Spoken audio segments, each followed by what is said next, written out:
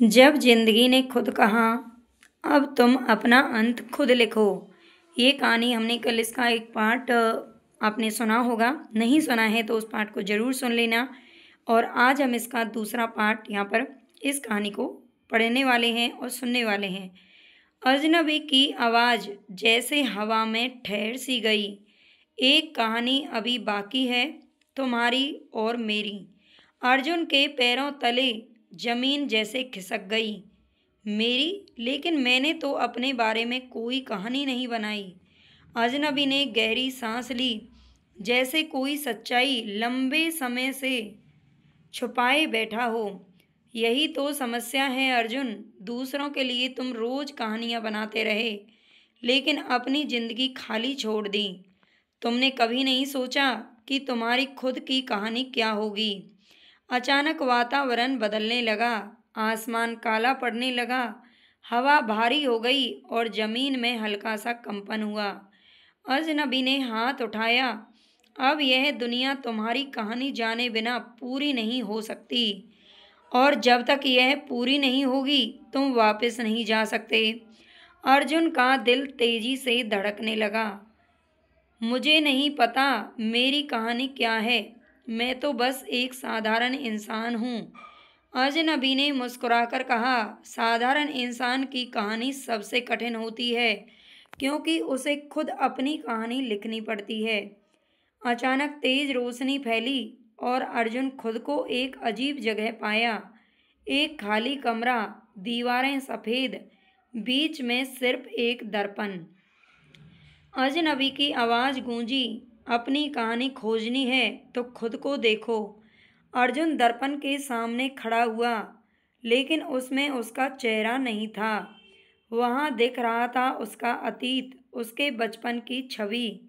वह अकेला खेल रहा है क्योंकि उसके सपने कोई नहीं समझता।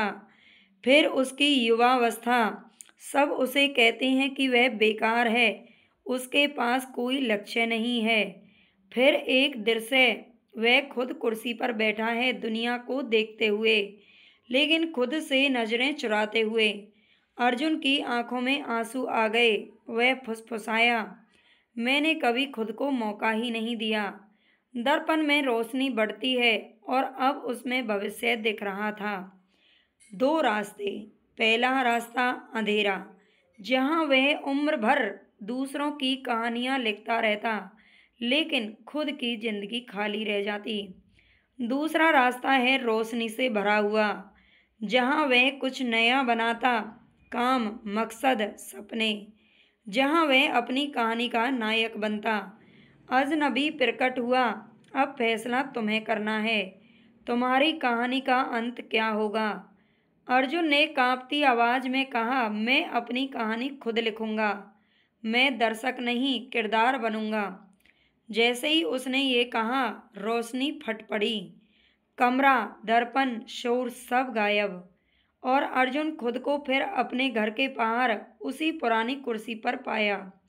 सुबह की धूप थी, मामूली आवाज़ें, आम लोग जाते हुए, लेकिन इस बार एक फर्क था। अजनबी उसके सामने खड़ा था। वही चमक, वही मुस्कान। अब तुम आज़ाद हो, अजनबी ने कहा, क्योंकि तुमने अपनी कहानी शुरू कर दी है। अर्जुन ने पूछा, और तुम कौन हो, तुम मेरे लिए क्या थे। अजनबी ने हल्की मुस्कान के साथ जवाब दिया, मैं तुम्हारी कल्पना नहीं, तुम्हारा साहस हूँ।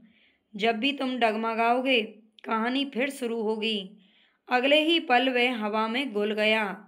अर्जुन चुप रहा, लेकिन पहली बार उसके चेहरे पर आत्मविश्वास था। उस दिन से उसने लोगों की कहानियां नहीं, अपनी जिंदगी की कहानी बनानी शुरू कर दी। रात के 2 बज चुके थे। दीपक खिड़की के पास बैठा हुआ था। बाहर ठंडी हवा चल रही थी, लेकिन उसके मन में विचारों का तूफान थमने का नाम नहीं ले रहा था। दिन में मिली जिंदगी की आवाज़ अब भी उसके भीतर गूंज रही थी। अब तुम अपना अंत खुद लिखो। वह सोच में डूबा रहा। क्या अंत का मतलब हार होता है, या अंत का मतलब एक नई शुरुआत होती है? क्या जिंदगी सचमुच उससे उसका फैसला करवाना चाहती है? अचानक उसे याद आया कि उसकी माँ हमेशा कहा करती थी, बेटा, कहानियों का अंत वही लिखता है जो खुद को बदलने की हिम्मत रखता हो। दीपक के भीतर जैसे कोई चिंगारी जल उठी। उसे समझ आया कि जिंदगी उसे खत्म करने की ओर नहीं बल्कि बदलने की ओर धकेल रही है। वह उठा, अपने पुराने नोट्स, अपने सपनों की डायरी और पिता की दी हुई कलम लेकर मेज पर बैठ गया। डायरी खोली तो पहला पन्ना खाली था। उसने कलम उठाई और लिखना शुरू कर दिया।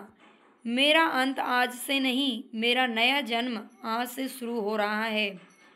बस लिखते ही जैसे भीतर अंधेरे में पड़ी कोई भारी चट्टान हट गई। सालों से जो सपने दबे पड़े थे वे उसकी आंखों के सामने तैरने लगे।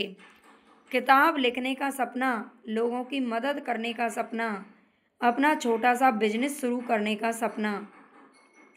वह मुस्कुराया। जिंदगी ने जो कहा था अब वो समझ चुका था। अंत का मतलब खत्म होना नहीं होता। अंत का मतलब है पुराने डर, पुरानी असफलताओं और पुरानी कमजोरियों का अंत कर देना। अगली सुबह दीपक पहली बार कई महीनों के बाद बिना डर और चिंता के उठा। कमरे का वही अंधेरा आज उसे अलग लग रहा था, मानो एक नए चिराग की रोशनी उसमें उभर आई हो। उसने खुद से कहा, अगर जिंदगी मुझे मौका दे रही है तो मैं अपना अंत नहीं, अपनी नई कहानी लिखूंगा। और बस यही वह पल था जब दीपक ने अंदर ही अंदर फैसला कर लिया, अब वह भागेगा नहीं, टूटेगा नहीं, छिपेगा नहीं। अब वह हर सुबह अपने नए जीवन का एक पन्ना लिखेगा।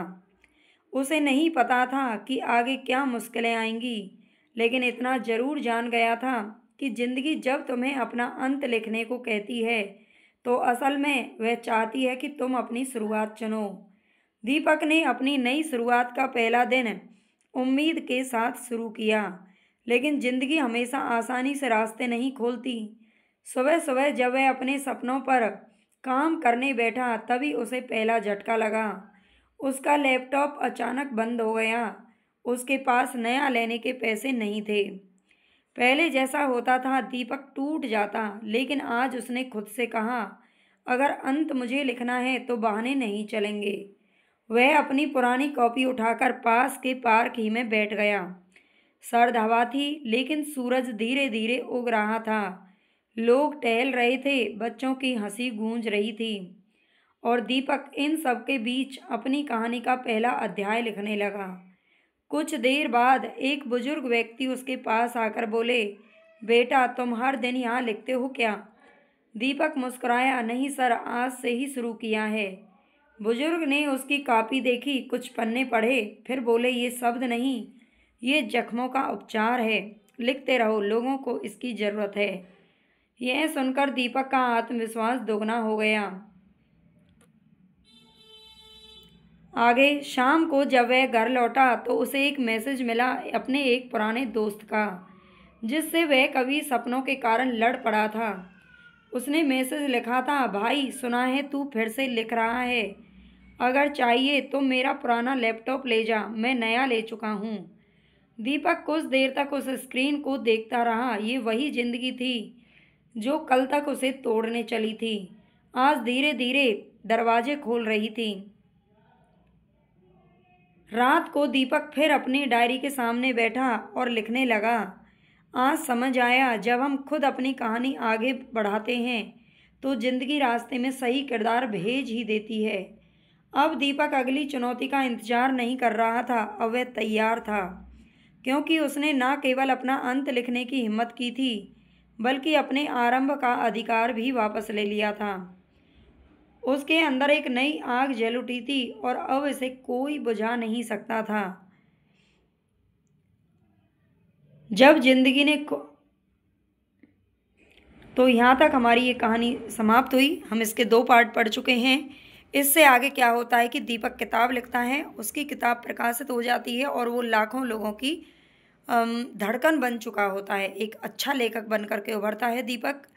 तो ये कहानी आपको अच्छी लगी है, आपको मोटिवेशनल लगी है तो आप चैनल को सब्सक्राइब जरूर कर लेना, लाइक कर देना कहानी को, और आप बताना मुझे कमेंट में कि आपको कहानी कैसी लगी और आपको किस प्रकार की कहानियाँ पसंद है। हम उसी प्रकार की कहानियाँ लेके आने की कोशिश करेंगे। राधे राधे।